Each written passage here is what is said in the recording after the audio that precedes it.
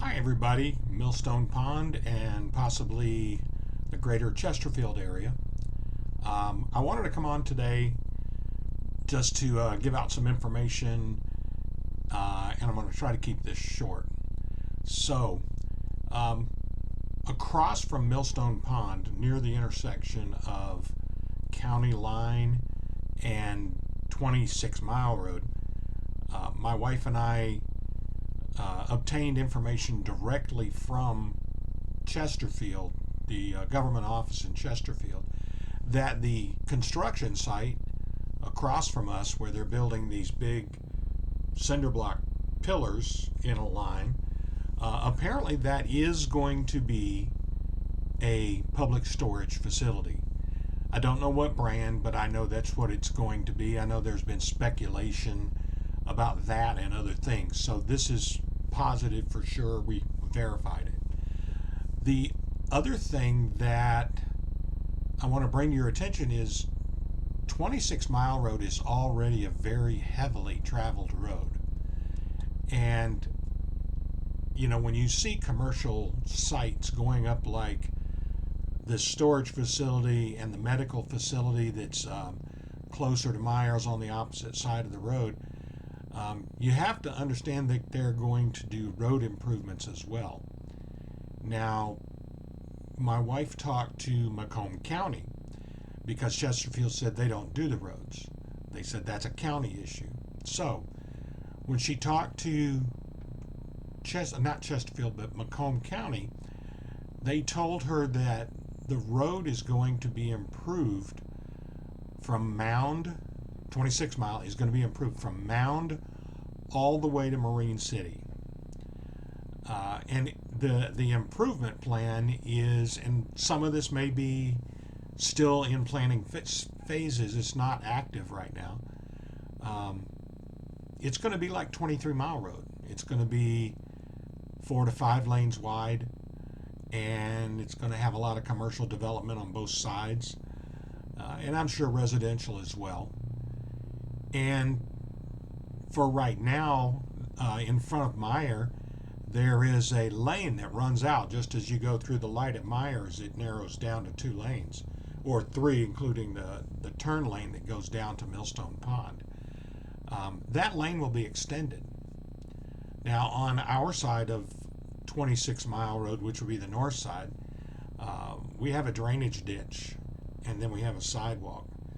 Well, the expansion of the road could go almost towards the sidewalk, which means they're going to be moving telephone poles and grading the land and all of that kind of stuff. They also mentioned that there would have to be, with this expansion, there would have to be bridge work. So they would have to widen the bridge, which would be really fun for us. We would end up having to go to 23 Mile Road or take the little back road to Baker and get down to the New Haven Road so we can get back on the freeway going south. So it would be a pain either way. So the other part of this construction, and the thing that would take the longest, is they're going to have to redo and add sewer in a larger volume, bigger pipes and all of that good stuff. So that's going to take quite a bit of time, and their estimate was all of this will happen in the next 10 years. So it'll be a long, slow, arduous process. So that's the update. And for Millstone Pond, I want to welcome any new members that have joined the group since the last time I did this video. Couple of things I wanted to bring up. First of all, this page has a lot of your neighbors in it, and we have frank discussions about any subject you could think of. But we want this page to be cordial, neighborly, and so we're not going to tolerate any hostility involved in arguments. I don't mind people having different opinions, but the minute they go into personal attacks on the other person, that's when those comments get deleted, and if they persist, those people will be removed from the group. In addition, we don't do advertising on here, so don't put your company on here and links and all of that kind of stuff, because we're not a commercial site. This is a neighborhood site. Now, if you have something fixed and you used a particular company, you can mention that in your post. That's not a problem. Now, many of us have dogs, and some of you do not have sod yet. So typically you'd have to walk your dogs to somewhere that has grass. Now keep in mind, if you're going to a neighbor's and your dog's urinating on the neighbor's grass, that's going to cause a brownout, and it's going to hurt their grass. So you try to have to avoid your neighbor's grass while you're waiting on sod. Now, for example, on Windmill Lane at the end, we have a grass berm. Some people come down here to do it, but you have to remember, when you bring your dogs down here, bring doggy bags or Walmart bags or whatever you got to do, and pick it up immediately. Don't leave down here without picking up your dog's excrement. So, and your dog's behavior is important. So if you see someone out with their dog, don't run your dog down there in the same area to try to let your dog relieve himself, because you may not know that other dog, and you could end up with a conflict with a neighbor if one of the dogs gets hurt. So let's try to respect the area for someone that's having to walk their dog. And if you know your neighbor, you know their dog, and you know they're not going to have a conflict, then that's fine. So one of the things that new residents are not aware of, and any of you who have moved in the last month, some of you may be aware of this and some not, but when you move in, you'll notice that your shower temperature is not what you'd want it to be. And also the pressure of the water may feel weak compared to where you lived before. Now, this is not something you need to go and get a plumber for, or a heat and air somebody for.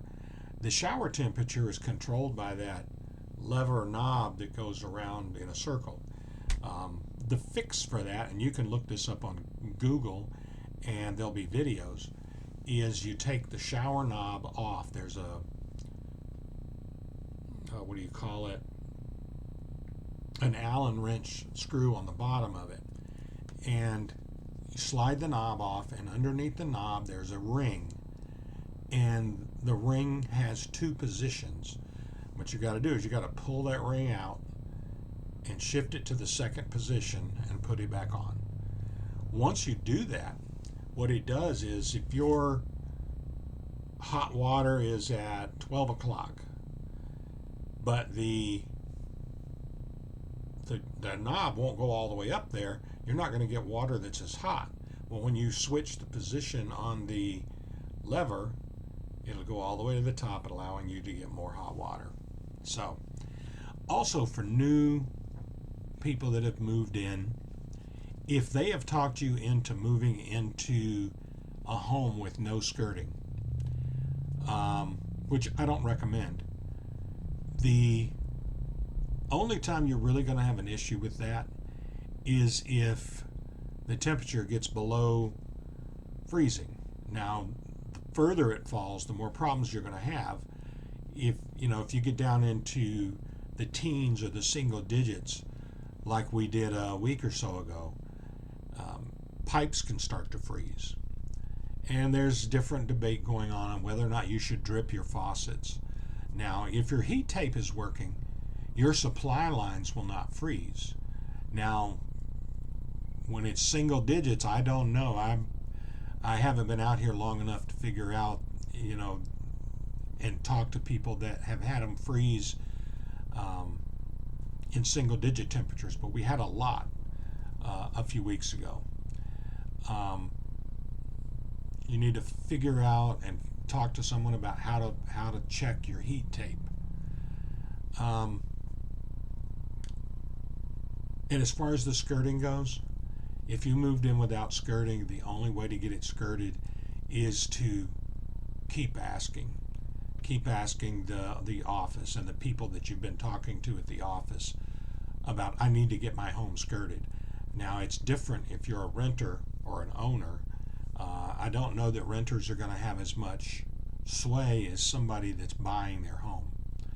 So keep in mind this page, we want it to be neighborly, we want it to be friendly, and we can discuss just about any topic that has to do with our neighborhood. And we would encourage that. Some of the topics that we've discussed in the past is during the warmer months, we had children that would go around the pond and they would do hand painted rocks, some with minions on them, some with just patterns on them and different things like that, and they were kind of cool. And they would hide them, and then other kids would come along and pick them up. So it's sort of like a trading thing. Now, a few months back, we got together at the office in the kitchen area and the area with the couches, and they had a meeting where they were talking about the having occasional meetings where we can do crafts, we can do card games, etc., etc. Check with your neighbors, ask about it on the page. But those are just some of the things that we talk about here on the page, as well as different aspects of being a member of the community, things around the community, like this intersection at 26 and County Line. That intersection is a very dangerous intersection. We had a wreck just the other night. What's today? Today's Saturday. It was either Friday night or Thursday night. And, there were cops and fire trucks and ambulances there. And apparently what happened was someone turned left in front of another car and got T-boned. And that car that got T-boned was pushed into another car full of kids. Well, the good part about this is the kids were in a full-size pickup truck. So nobody was really hurt. They were shaken up. The other two cars were totaled. But that's an intersection that you need to really be careful in because people are speeding. Not only that, we have tandem trucks that fly through there, going in both directions toward Marine City and back. And let's just all be safe. Now, if you see people hanging around empty trailers that are up for sale, you might want to let somebody know or roll down your window and say, hey, do you work for the complex? Just be curious neighbors so we can all be safe. And that'll improve our security. I, at some point, am going to get doorbell camera or maybe cameras that point out from my house. They're not as expensive as they once were, and you don't have to have skilled service. You can just have the stuff come to your phone. So anyway, that's about all I've got today. I thank you for listening, and welcome to Millstone Pond.